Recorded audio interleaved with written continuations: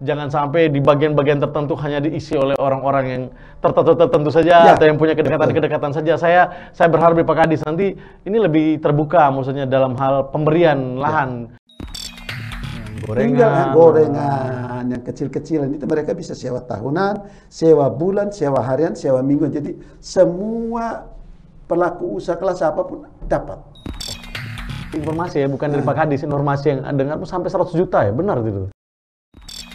Contoh di Enabara kita punya di utara. Betul, Siapa tahu anak-anak di Morole, anak-anak di atas bisa memvideokan pantai itu seindah mungkin terus dia publis di YouTube. Kita ikutkan lomba.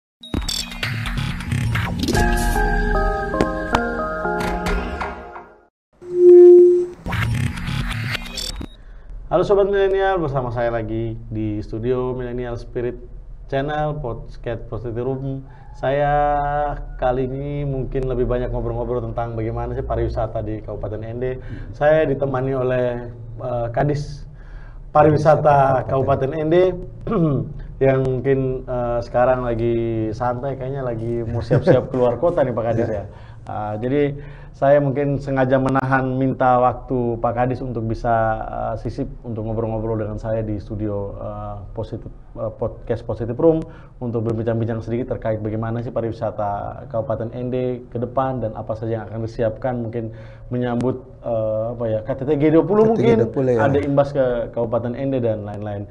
Saya mungkin langsung menyapa saja Sobat Milenial dengan tamu kita pada sesi hari ini. Pak Kadis, apa kabar?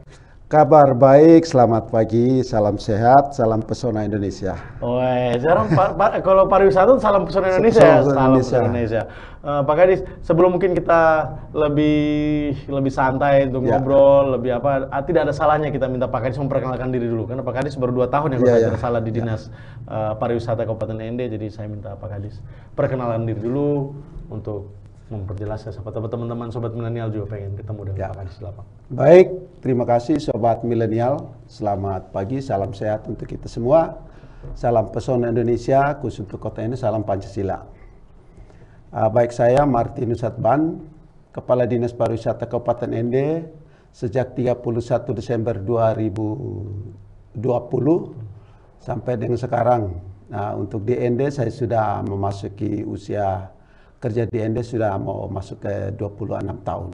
26 tahun. Ya, di Kabupaten Ende. Saat ini sedang bergelut di urusan pemerintahan bidang pariwisata, terutama ketika kita mendapatkan jatah promosi pariwisata Labuan Bajo yang super premium, super prioritas, yang berimbas ke pariwisata khususnya kita di Kabupaten Ende.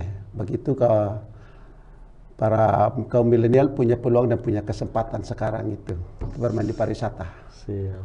Terima kasih Pak Kadis. Pak Kadis, mungkin saya mau tanya, asli mana nih kayaknya Pak Kadis? Saya aslinya orang Timor TTU khususnya. Orang Timor, kayaknya orang Ibu Emi Nomleni juga nih kayaknya. Ya, betul kami. Dari TTU sudah 20 sekian tahun di 20 tahun dari tahun 91. Dari tahun 91 sudah masuk di Ende jadi ASN. Ya. Oke Pak Kadis, ini terkait dengan pariwisata Kabupaten Ende Pak Kadis ya. Kita ngobrol-ngobrol santai terkait bagaimana sih potensi pariwisata di Kabupaten Ende, karena Kabupaten Ende kan juga punya tempat-tempat pariwisata yang lumayan ya, bukan lumayan biasa-biasa saja tapi lumayan luar biasa. Mungkin salah satunya seperti Taman Nasional Kelimutu dan lain-lain yang menunjang pariwisata. Apalagi kita punya potensi wisata budaya, karena kita desa-desa penyangga kita punya kearifan lokal itu begitu banyak, tarian adat, ada acara-acara adat, mungkin itu bisa menjadi penyangga.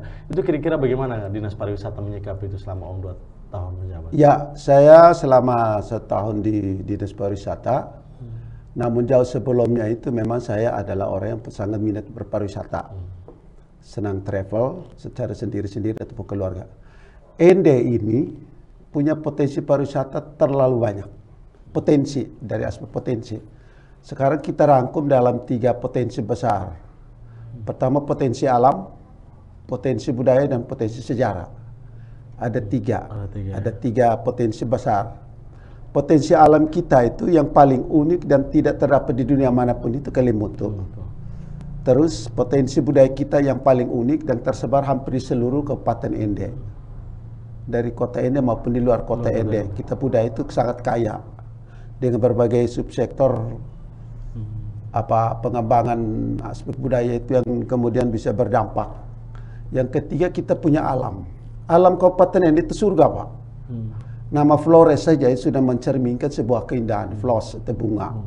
Nusa Bunga itu bukan sekedar nama saja, Pak. Jadi Flores ini umumnya dan khususnya kita Ende ini sangat menantang karena potensi wisatanya di utara maupun ke selatan, timur maupun ke barat. Semua itu memiliki potensi pariwisata luar biasa. Saya dalam 1 tahun perkembangan ini memang potensi ini sedang kita gali, kita manfaatkan komunitas di bawah untuk mereka tahu mereka memiliki potensi itu. Pemerintah menjembatani lewat mencoba menciptakan berbagai kebijakan, produk-produk kebijakan untuk mendorong dan merangsang melalui Kementerian Pariwisata dan Ekonomi Kreatif. Selalu yang kita upayakan adalah menjawab pertanyaan, pariwisata itu kami dapat apa? Yang selalu saya dorong untuk kalau bisa pariwisata, kemudian provinsi menjadikan itu sebagai prime mover pertumbuhan ekonomi Nusa Tenggara Timur. Sekarang kita bukan sekadar menggantungkan diri pada pariwisata, tapi pariwisata adalah sebuah peluang, potensi untuk memberi dampak ekonomi yang luar biasa kepada masyarakat ND khususnya, masyarakat NTT umumnya. Sekitar itu.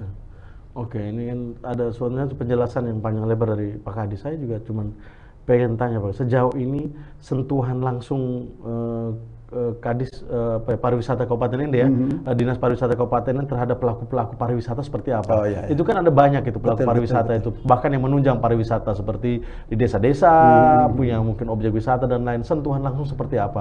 Dan juga ini tidak terlepas juga daripada penyangga potensi pariwisata seperti teman-teman travel agent yang lain-lain. Itu seperti apa yang disentuh oleh Dinas Pariwisata? Baik, kita pariwisata itu ketika potensinya iya, mempesona secara natural iya, tapi dia harus atraktif.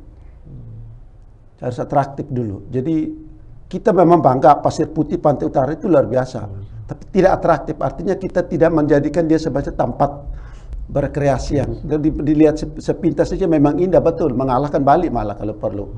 Tetapi dia tidak atraktif. Nah, saya mulai dengan cara berpikir ini untuk mengatakan bahwa ketika membangun pariwisata, saya bertitik tolak dari pendekatan pariwisata sama saat ini adalah pada pariwisata berbasis komunitas. Jadi CBT, Community Based Tourism. Nah, itu yang kita dorong karena untuk menjawab pertanyaan yang tadi di pengantar itu, kira-kira pariwisata bagi kami dapat apa? Seperti itu kan, untuk menghindari. Jadi pariwisata di kabupaten itu bukan baru sebenarnya. Jadi ketika berbagai program kebijakan yang dibuat oleh pemerintah pada akhir sekarang ini dengan CBT untuk memberdayakan mereka. Mereka yang memiliki potensi, mereka yang memiliki alam itu, mereka memiliki budaya, mereka yang menjalaninya, mereka yang menarik, mereka mendapat manfaat, mereka mendapat dampak, mereka mendapat risikonya. Ceritanya seperti itu. Sehingga sekarang umpama katakan Kelimutu itu oke. Secara strategis itu sudah dikelola oleh pemerintah pusat. Nah, kita mendorong di penyanggahnya. Maka sampai saat ini kita sudah memiliki hampir lebih dari 20 desa wisata di Kabupaten Ende. Desa wisata di kawasan Kelimutu sekitar sudah sampai dari semua sisi itu sudah ada desa-desa wisata seperti itu. Nah, dari desa wisata itu pendekatan kita adalah tadi CBT, Community Based Tourism, untuk coba menjadikan masyarakat itu sebagai pelaku kegiatan pariwisata dari sisi pertama atraksinya dulu. Menarik iya, tapi tidak atraktif. Nah, maka semangat euforia pariwisata akhir ini berkembang, tetapi saya dorong dari situ dulu. Katakan orang kota ini sudah pernahkah ke situ? Boro-boro orang kota ini, apakah orang di sekitar itu pernah beratraksi di situ untuk menarik? Kita belum masuk ke pemberdayaan masyarakat untuk mempromosikan. Kita baru menjadikan dia atraktif dulu. Nah, pemerintah mengikuti dari belakang untuk membangun, mendukung amenitasnya dengan aksesibilitasnya. Jadi kita membangun itu paradigma sudah bergeser dari pertanyaan bukan ada siapa saja di sana, tapi ada apa di sana. Dan saya mau dapat apa di sana ketika sudah membangun itu. Itu pertanyaan penting sekarang. Ketika kita membangun suatu desa wisata, pertanyaan pertama, ada objek? Oke. Ada orang? Tidak. Nah, ketika kita bangun, dapat apa di sana? Kan pertanyaan yang sangat menantang itu, sehingga jangan sampai pariwisata dibangun itu polanya investasi, Pak. Oke. Itu harus berbasis investasi seperti itu. Tadi Pak Kadis kan ada 3 yang Ya. Potensi wisata yang besar di ND Kabupaten Ya, ND ya. khususnya yang wisata alam, sejarah sama Dan budaya. Dan budaya. Nah, ini dari ketiga-tiga ini yang sudah disentuh langsung tuh apa saja? Yang pernah ada program atau pelatihan atau bantuan? Ya, ya, oke. Nah, itu kira-kira dari 3 ini apa saja Pak Kadis? Kita tiga-tiganya kita sentuh. Jalan semua? Jalan semua. Karena kita jualnya satu paket.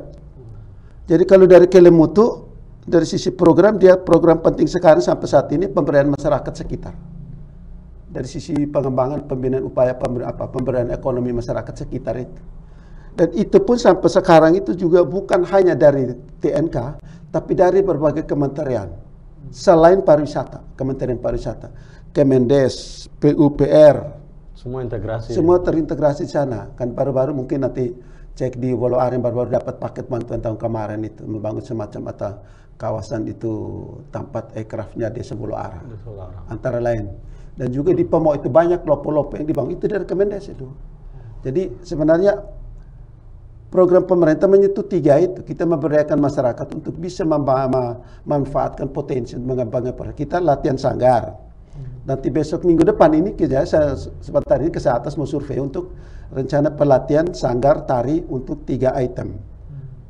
Tata rias, ini koreo, pelatihan koreo, merias koreo sama suara. Pelatihan dari dinas provinsi. Kita tahun ini ada paket DAK 950 juta untuk pelatihan dari berbagai sektor, berbagai keterampilan. Kulinernya, keamanan pangannya, keamanan kawasan, keamanan destinasi, sampai dengan pelatihan digital.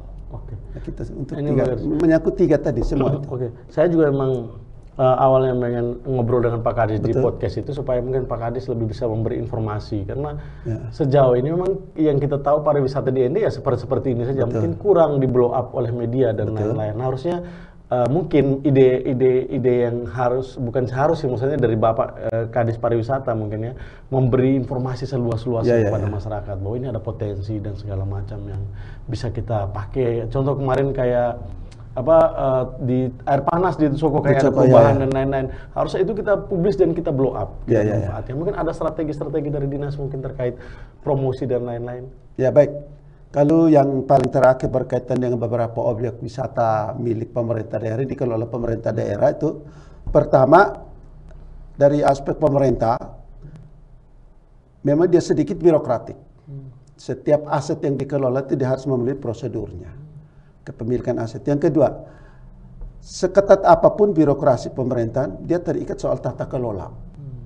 Artinya bahwa pemerintahan sekarang harus lebih terbuka untuk menjalankan model-model tata kelola pemerintahan, pelibatan swasta dan entrepreneur.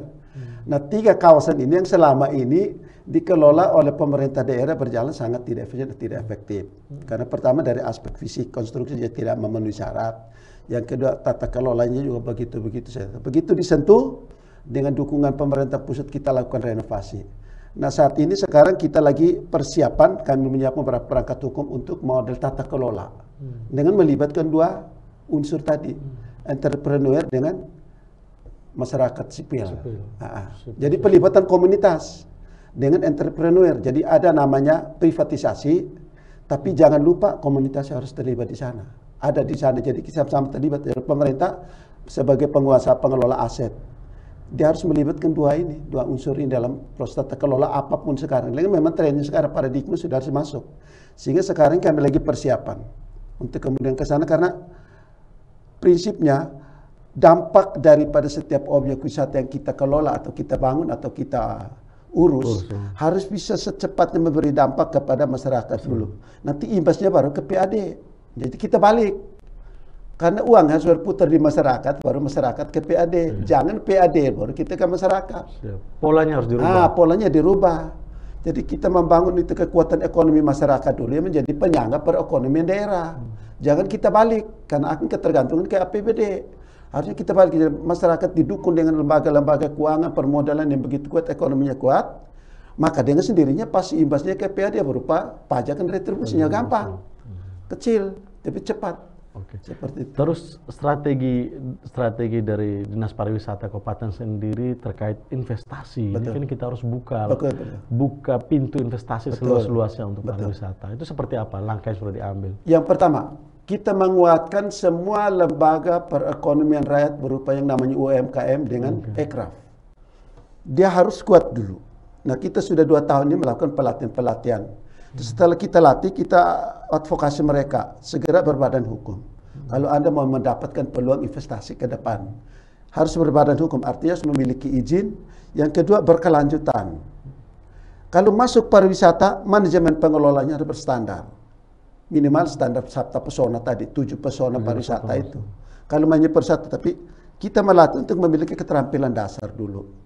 Minimal ada pengetahuan, tambah ada keterampilan dasar dulu. Setelah itu kan seiring waktu berjalan, mereka akan bisa memiliki bisa memanfaatkan media-media digital yang sekarang ada. Kita arahkan, jangan lupa ini baru sedikit. Silakan akses di YouTube tentang pelatihan yang sama. Untuk meningkatkan, sehingga sekarang pariwisata dan sistem pemerintahan elektronik kita dorong pariwisata jangan lupa selalu memanfaatkan peluang-peluang investasi digitalnya. Sehingga kita juga ada pelatihan namanya pelatihan digital untuk berpromosi sendiri gitu loh. Produknya sudah ada, dilatih meningkatkan nilai tambah produknya melalui ekraf, habis itu promosi produk melalui media digital yang sudah tersedia. Terus sejauh ini dari peluang investasi dari luar, mungkin pengusaha dari Bali atau dari apa seperti apa di India? Belum ada sama sekali atau? Jadi kalau kalau itu kan sebenarnya di PTSP. Di PTSP. Tapi saya dari pariwisata, saya malah lebih concern ke masyarakat kita untuk memiliki daya saing. Sehingga ketika teman-teman dari luar datang, dia harus lebih banyak memiliki koneksi intens dengan ekonomi kreatif lokal. Karena apa? Pertama, jujur, masyarakat Ende yang di luar kota Ende adalah masyarakat agraris. Dia harus kita bimbing kalau bisa dia memanfaatkan jaringan pasar sehingga dia tidak berubah dari stigma atau paradigma agraris ke masyarakat industri yang lalu bermain jasa. Nah, yang sekarang ini karena mau merubah ini, ketika dia mau bermain, tapi dia harus berani mengambil keputusan. Dia beralih sudah ke masyarakat industri jasa. Tapi kalau dia masih konsen dan ini, kita arahkan untuk dia menjulurkan jaringan sudah ada. Jadi siapapun pengusaha dari luar, dia harus tetap pegang orang-orang itu. Jadi potensi yang dibawa ke sini, berasnya kita, ubinya kita, jangan dia bawa ubi pisang dari luar lagi. Jadi sumber daya dasarnya dia pakai gitu loh. Di sini tinggal dia olah, dia bantu urus tingkatkan nilai tambahnya. Ikan menjadi abon atau ikan menjadi apa? Pokoknya produk setengah jadi lah, jangan mentah. Jadi diolah nilai tambahnya. Jadi Pak Kadis ini banyak sekali informasi, tapi tidak apa-apa kita ngobrol-ngobrol Pak Kadis. Ngobrol lepas lah ini. Terus nih Pak Kadis, ini terkait dengan tadi wisata sejarah. Tadi sudah wisata alam yang mungkin sekaligus dengan yang lain sudah ini. Kita kembali ke wisata sejarah. Seperti apa konsepnya wisata sejarah yang mau ditawarkan oleh Dinas Pariwisata Kabupaten ini? Baik, wisata sejarah kita kan ada yang paling utama adalah sejarah Bung Karno. Yang sudah hampir mau masuk tahun ke-7 ini telah menjalankan atau melaksanakan promosi melalui event Parade Pesona Kebangsaan yang kita laksanakan setiap tahun pada tanggal 30 sampai 1 Juni. Nah, tiap tahun kita mengalami perkembangan. Nah, pertanyaan kemarin terakhir itu tentang setelah kami melakukan kurasi dengan beberapa teman mitra kementerian, kan mereka juga ada, karena itu jadi event nasional. Sudah event tetap kementerian. Lokasinya di Ende, dengan mengambil tema besarnya Pancasila Rumah Kita dari Ende untuk Indonesia. Nah, seperti itu. Jadi objek wisata sejarah kita yang paling besar itu Ende, Soekarno. Nah, partilas perjalanan Bung Karno selama menjalani masa-masa pengasingan pembuangan di Ende. Nah, itu yang kita punya objek wisata besar. Di luar itu kita memiliki beberapa objek wisata, ada Marelonga, ada Baranuri. Itu yang kita belum belum sentuh sama sekali. Kalau Marelonga sudah, karena tiap tahun tanggal 10 Februari kita apel di Watu Gere. Tinggal misalnya sekarang kita lagi skenario kan yang Baranuri ini. Karena dari aspek lokal dan memang harus dikemas. Verifikasi sejarah. Verifikasi sejarah antara lain. Verifikasi sejarahnya dulu sehingga ketika dia bisa seperti Marelonga net gitu loh. Pelan-pelan kita dorong. Jadi ada 3 objek wisata sejarah kita selain beberapa objek wisata sejarah yang melekat di objek wisata budaya kita punya itu. Beberapa cerita tentang ini, cerita kisah tentang ini, motif tenun ikat. Ada filosofinya loh Pak. Nah kita ini tuh yang mau mengekor setelah mendapatkan hak paten, motif kita yang ada 19 atau 13 itu, dia harus diikuti dengan literasi ini sejarahnya. Motif ini filosofinya apa, sosiologisnya apa, kira-kira secara ekonomisnya apa. Seperti itu. Itu nanti mungkin bisa korelasi dengan dinas PK. Ya, betul ya. Oke, terus ini kita sedikit bergeser di kota ini. Saya mungkin rasa senang juga, bangga juga ada beberapa infrastruktur yang dibangun terkait dengan pariwisata di Kabupaten Ende. Mungkin salah satunya mungkin kita punya Tugu Monumen Pancasila. Betul. Terus sekarang yang terbaru kita punya Pantai Kota Raja yang sekarang lagi rame-rame orang pada selfie. Itu pengerjaannya seperti apa dengan anggaran dan sekarang sudah di tahap berapa, kapan selesai dan kapan di launching kira-kira? Ya, baik, kita punya Pantai Kota Raja itu salah satu paket DAK dan alokasi khusus tahun 2021 itu melalui Kementerian Pariwisata dan Ekonomi Kreatif yang diusulkan pada tahun 2020. Jadi Kabupaten Ende dapatkan alokasi kan 14 miliar. 14 miliar. Nah setelah dikontrakkan dia hanya sisa 13 miliar sekian saja. Jadi setelah dikontrak. Nah kita punya lokasi ada 4. Ada 4 lokasi. 4 titik. Pantai Ria, Taman Rendo, Kolam Air Panas di Soko dengan kita bungalow yang di Moni itu. Di bungalow yang lama itu. Yang lama itu ada. Jadi 4 lokasi yang dibangun. Seperti itu. Jadi dananya dari pusat. Terus yang alokasi yang untuk di Pantai Bung Karno itu seperti apa kerjanya itu? Apa sesuai dengan market yang kalau saya pernah lihat di salah satu web atau apa gitu. Itu marketnya itu sampai ada jalan rute pinggir. Itu mau dikerjakan atau hanya itu saja? Yang paketnya 14 miliar ini? Tidak, itu di luar. Di luar itu. Di luar itu. Jadi kami hanya konsen di Pantai Kota Raja, Taman Rendo. Taman Rendo kan lebih banyak kayak pemasangan lampu sama toilet.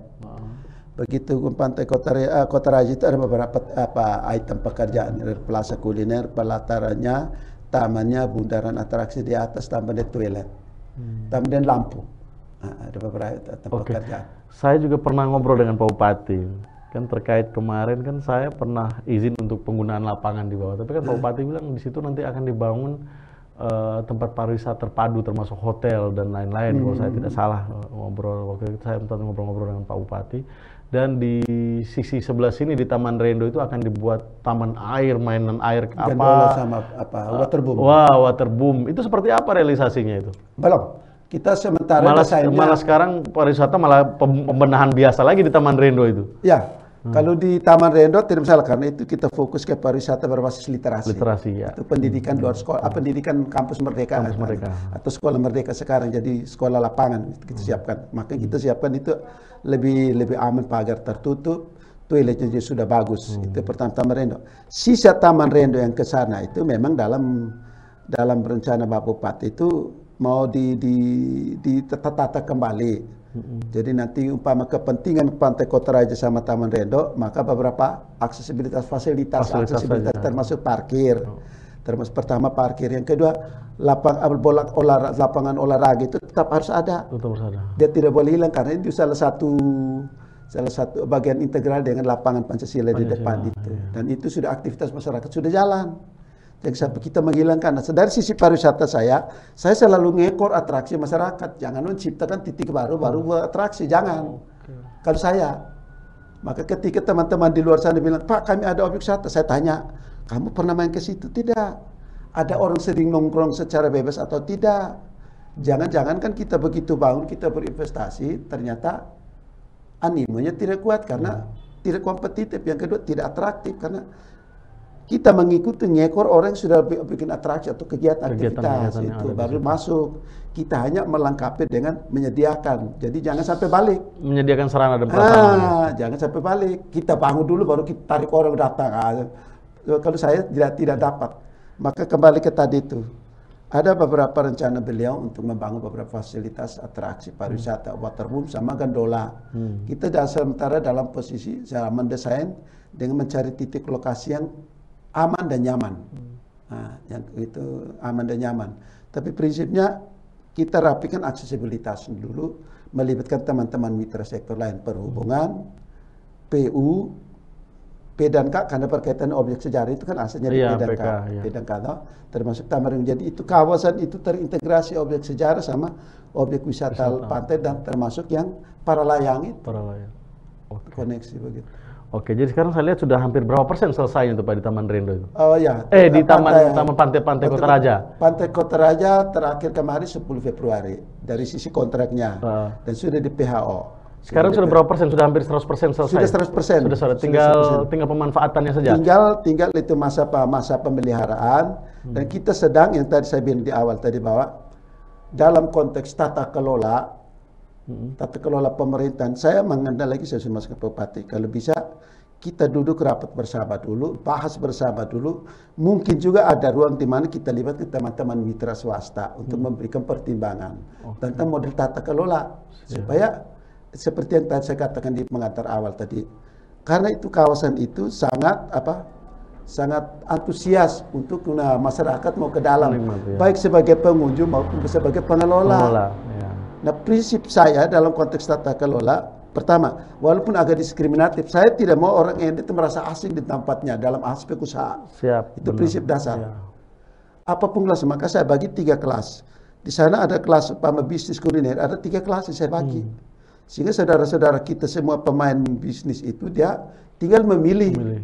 Dia di mana bagiannya? Mana bagi dia kira-kira dia terampilnya di mana? Bukan bagian, dia terampilnya di mana? Katakan umpama dia tidak kuat di plaza kuliner yang terlalu eksklusif atau terlalu VIP, nah sudah diambil yang bisnis yang sebelah utaranya itu. Yang tahun ini kita juga lagi rehab kembali. Yang anak ujung utara. Ujung selatan itu Bupati saya minta itu untuk teman saudara-saudara kelas ekonomi yang gerobak. Yang gorengan, yang kecil-kecilan itu mereka bisa sewa tahunan, sewa bulan, sewa harian, sewa minggu. Jadi semua pelaku usaha kelas apapun dapat. Oke. Begitu. Terima kasih Pak Kadis. Ini kalau sudah menyangkut sewa ini saya lebih tertantang mau tanya. Kira-kira untuk yang VIP itu berapa satu lokal kalau disewa? Karena itu saya harus butuh kesepakatan kajian. Saya kajian informasi ya, bukan dari Pak Kadis, informasi yang dengar sampai 100 juta ya, benar itu? Ada itu, lepas itu ya, omong lepas itu kadang juga mereka tar 70 tidak. Saya tidak punya kapasitas untuk menentukan ya, karena itu sebenarnya dari aspek tupoksi itu di Bapenda. Dari Bapenda dan juga ada dari aset karena dia menilai dulu investasi aset kita nilainya berapa, dari Bapenda menetapkan karena harga itu belum ada di ND. Tarif itu belum ada di ND. Tarif itu belum ada di ND, Pak. Untuk pemerintah. Kalau swasta mah banyak, ketika Lemutu itu banyak, tapi untuk standar di ND itu menurut saya kayaknya belum ada. Maka kalaupun terjadi kan, tinggal teman-teman mitra entrepreneur. Kalau memang dia berpikir juga membantu Bupati untuk dalam aspek investasi, silakan kita beri masukan dan kajian. Begitu. Supaya dapat nilai untuk dapat nilai, tapi saya dari pariwisata saya pasang standar. Jadi standarnya seperti apa itu pariwisata? Standar Sabta Pesona paling kurang. Standar pariwisata Sabta Pesona. Apa itu standar Sabta Pesona? Ada 7 sampai kenyamanan, keindahan, daya tarik, keramataman segala macam itu tuh. Jadi kebersihan, kesehatan termasuk CHS yang corona ini. Jadi teman-teman sobat milenial semua yang mau berusaha, yang mau mengambil mengambil bagian di dalam unit usaha yang ada yang sudah disiapkan oleh pemerintah Kabupaten ND, dalam hal ini Dinas Pariwisata, terkait dengan sewa lahan dan cottage yang ada di sana, mungkin lebih teliti untuk membaca 7 Sabta Pesona tadi ya, karena dari Dinas Pariwisata lebih menekankan ke situ, belum di anggaran, karena anggaran kan urusannya Bapenda. Urusannya Bapenda. Yang penting teman-teman kita jangan lupa, dan teman-teman yang mau berusaha atau yang mau ikut ambil bagian di dalam usaha-usaha industri tata boga lah, makan minum yang ada di bawah di Pantai Kota Raja, mungkin harus belajar tuh, harus memahami benar apa 7 poin Sabta Pesona yang ditetapkan oleh Dinas Pariwisata. Jadi saya ini belum tahu persis, memang kemarin hanya dengar berita saja sih Pak Kadis terkait dengan harga sewa itu dan lain-lain. Semoga ini bisa segera, karena sudah selesai kan ini masa apa sekarang, masa pemeliharaan oleh kontraktor.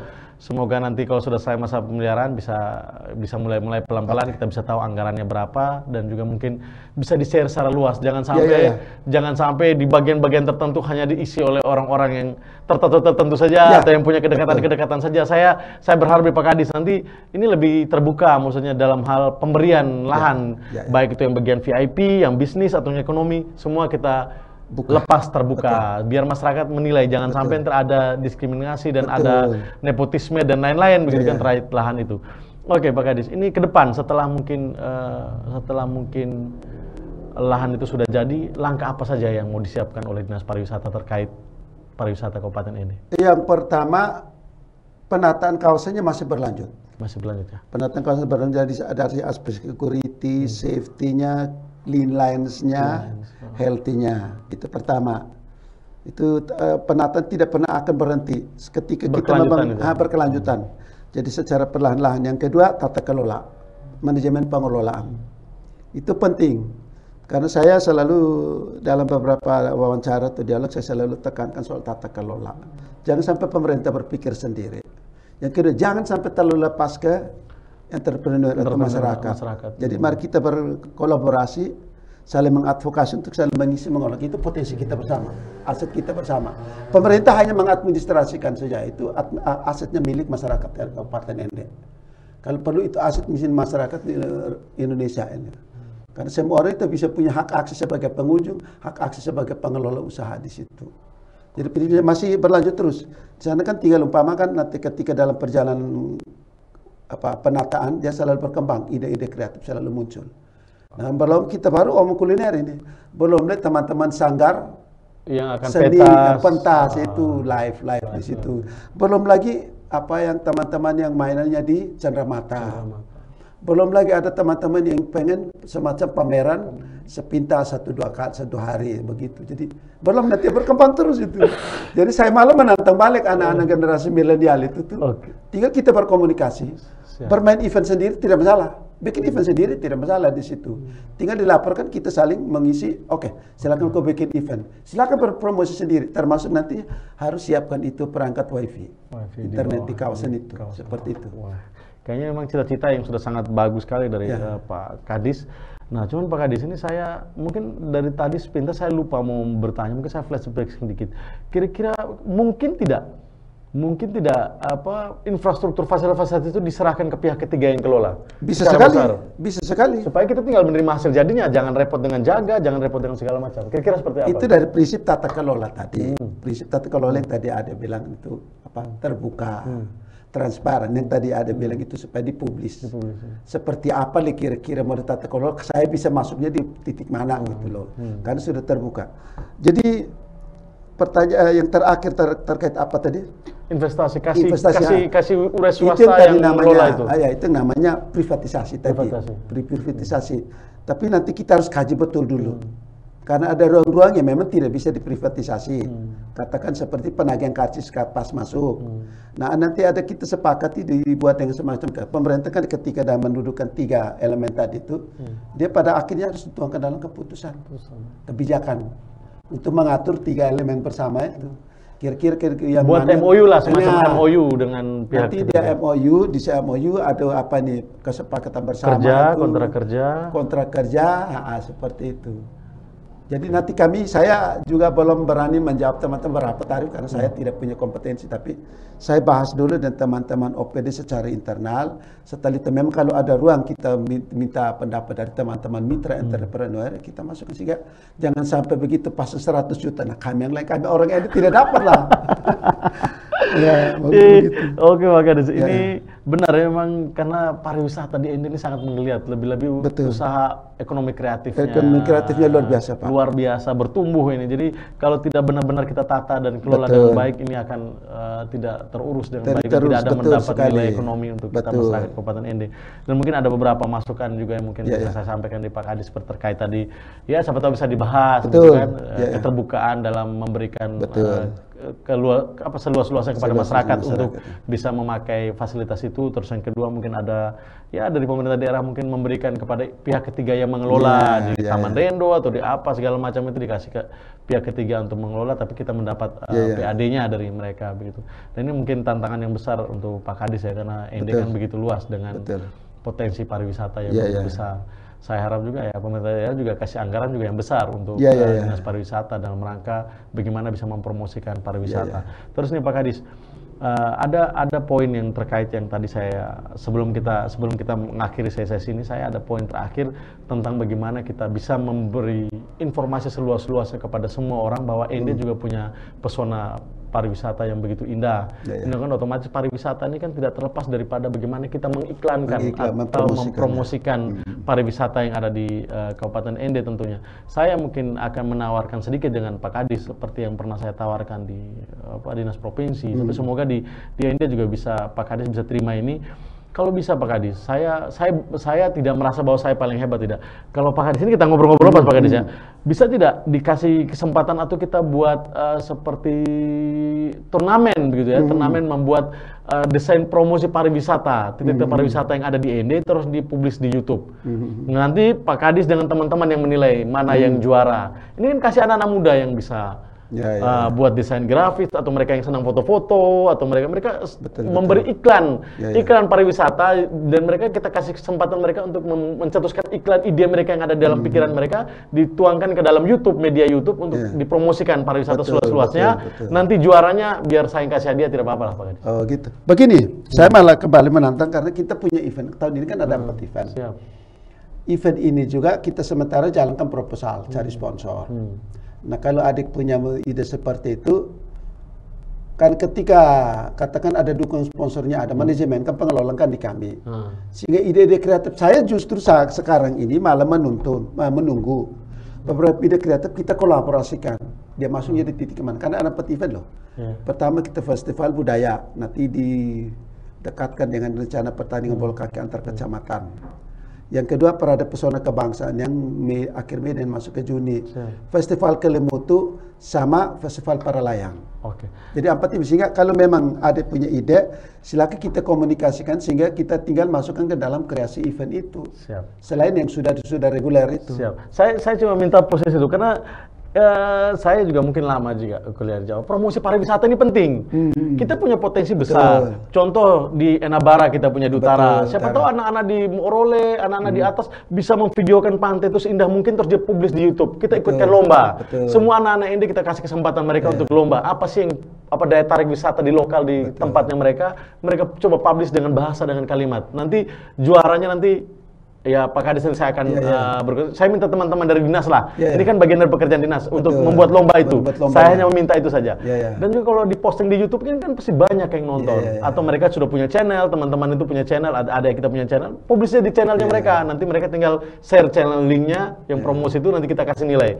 Mana yang juara nanti kita kasih hadiah. Kira-kira bisa Pak Kadis ya? Sangat bisa karena tahun lalu kita ada pelatihan digital. Kita malah instrukturnya dari Semarang lagi. Pak Yoga ini. Video yoga itu. Kita tahun lalu sudah latihan, mereka sudah terampil loh sebenarnya. Yang mereka dalam kan sudah pengetahuan dasar sudah punya, tinggal diasah lagi. Jadi sebenarnya di dalam satu item event itu ada salah satu yang pertama kita promosi, ada ruang untuk promosi kerjasama dengan teman-teman ini pegiat digital. Yang kedua tahun ini juga ada pelatihan digital. Yang salah satu pekerjaan terakhir saya selalu minta bikin lomba. Produk hasil mereka latihan dilombakan. Nah, yang ketiga ketika masuk di event, kalau tidak salah di dalam kami 4 event ada salah satu tentang termasuk ini gambar di dinding di tembok-tembok ini lomba itu yang saya mau minta saya cari sponsor. Saya malah mencari sponsor. Kalau ide justru saya lagi cari sponsor untuk anak-anak muda daripada dicoret-coret di tembok. Beberapa tembok strategi kita loh seperti yang Stadion Marilonga punya itu kan dulu pernah di lomba. Saya cuma minta di Pak Kadis itulah. Boleh. Kita kolaborasi boleh. Itu saya kolaborasi dengan Pak Kadis. Mungkin itu kan kita dapat poin penting. Adik-adik kita bisa dapat hadiah dan mereka bisa promosikan di mereka punya channel, dan channel ini siapa tahu bisa dilihat sama orang luas, orang Indonesia di luar. Mereka oh ternyata ini punya ini loh, daerahnya di sini ternyata. Jadi ini jadi sumber iklan yang gratis buat kita sebenarnya dengan lomba itu. Jadi saya akan tantang Pak Kadis. Saya biar kasih hadiah tidak apa-apa. Nanti Pak Kadis tinggal buat konsepkan dengan teman-teman di saya tunggu di kantor. Mungkin minggu-minggu kita sebelum 1 Juni. Karena itu tahun ini kan ada BPIP.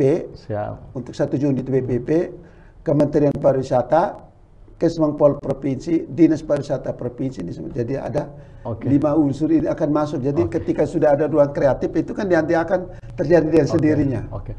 Jadi kita masukkan tema yang 3 pariwisata dasar tadi, alam, sejarah, dengan budaya. Ada 3 itu. Jadi terserah mereka mau iklankan apa di YouTube. Betul. Nanti kita tinggal menilai mana yang terbaik, kita kasih hadiah. Mungkin itu ya Pak Kadis ya. Oke, mantap. Boleh saya tunggu. Terima kasih. Jadi teman-teman sobat milenial semua, saya sudah panjang lebar nih ngobrol-ngobrol dengan Pak Kadis Pariwisata yang memiliki ide cemerlang, orang SOE padahal, tapi dia Keva, mau membangun orang Keva ya. Ya. Orang Keva, orang TTU, dan mau berusaha mengembangkan potensi pariwisata kita di Kabupaten Ende, dan saya rasa kita juga harus ambil bagian untuk bagaimana kita bisa turut bagaimana mengembangkan pariwisata di Kabupaten Ende. Dan juga tadi ada tantangan banyak yang saya sudah sampaikan di Pak Kadis terkait yang terakhir lomba, semoga aja nanti bisa direalisasikan oleh Pak Kadis. Nanti saya ya sedikit lah ada mungkin ini bisa membantu Pak Kadis di bagian hadiah dan lain-lain, sehingga ada nilai tambah ekonomi yang bertumbuh di kita. Terus yang berikutnya terkait dengan teman-teman juga yang pengusaha pariwisata dan lain-lain, seperti tadi sudah disampaikan oleh Pak Kadis, harus ada atraksinya begitu. Kalau kita sudah punya subjek, tapi kita harus punya atraksi sehingga itu menjadi daya tarik kita. Seperti budaya wisata budaya atau wisata sejarah yang situs Bung Karno dan lain-lain itu yang dikembangkan dalam bentuk literasi dan lain-lain. Dan yang terakhir tadi ada poin terkait dengan taman di bawah itu Pantai Kota Raja yang sudah dijelaskan secara garis besar oleh Pak Kadis. Semoga kita juga bisa dapat informasi yang berharga. Ingat, yang mau berusaha harus paham benar 7 pesona pariwisata itu, sehingga kita bisa mengambil lahan untuk bisa ikut hadir di bawah untuk mengelola lahan pariwisata yang ada di bawah Pantai Kota Raja. Demikian mungkin sesi bincang-bincang saya dengan Pak Kadis. Tapi sebelum saya closing, saya minta Pak Kadis, ada sesuatu yang mau disampaikan oleh sobat milenial, poin-poin atau harapan-harapan Pak Kadis untuk disampaikan kepada kami semua masyarakat Kabupaten Ende, tentunya dengan dengan masukan dari Pak Kadis atau saran-saran yang bermanfaat sehingga potensi pariwisata di Kabupaten Ende bisa naik. Mungkin bisa disampaikan ke sobat milenial. Untuk generasi milenial, pertama saya harus akui saya kurang menyiapkan panggung untuk kalian. Tetapi saya sudah perlahan-lahan menyediakan panggung ini. Tinggal kita saling mengisi. Ide kreatif datang, saya dirangsang untuk melibatkan kalian. Oke. Untuk tahun terakhir ini kita sudah punya beberapa objek yang menyediakan panggung untuk kalian. Ide kreatif yang terakhir dari adik saya tadi kita akan tangkap, dan itu ruangnya panggungnya kaum milenial. Masyarakat pariwisata Kabupaten Ende sekarang saatnya. Jawablah pertanyaan pariwisata memberi apa? Sekarang sudah saatnya karena kita punya potensi yang begitu luar biasa. 4 event menunggu kita semua tahun ini untuk mempromosikan berbagai produk wisata, terutama ekonomi kreatif. Terutama anak muda, kreasi berbasis digital. Saya menunggu di kantor dengan ide-ide kreatif, mari kita berkolaborasi. Jangan omong duit. Duitnya ikut dari belakang. Seperti itu. Sekiranya itu saja. Terima kasih Pak Kadis. Jadi sobat milenial semua, tadi sudah ya tantangan dari Pak Kadis dan juga harapan yang sudah disampaikan oleh Pak Kadis. Kita harus bisa mengambil peran untuk bagaimana membangun pariwisata di Kabupaten Ende. Demikian sesi bincang-bincang saya dengan Pak Kadis Pariwisata Kabupaten Ende. Semoga Pak Kadis bisa sehat selalu memajukan pariwisata Kabupaten Ende. Terima kasih sudah hadir di studio Positive Room Podcast di channel Millennial Spirit, menemani saya untuk ngobrol-ngobrol santai di hari ini. Kebahagiaan tidak diciptakan dari sesuatu yang mudah. Salam spirit Pak Kadis.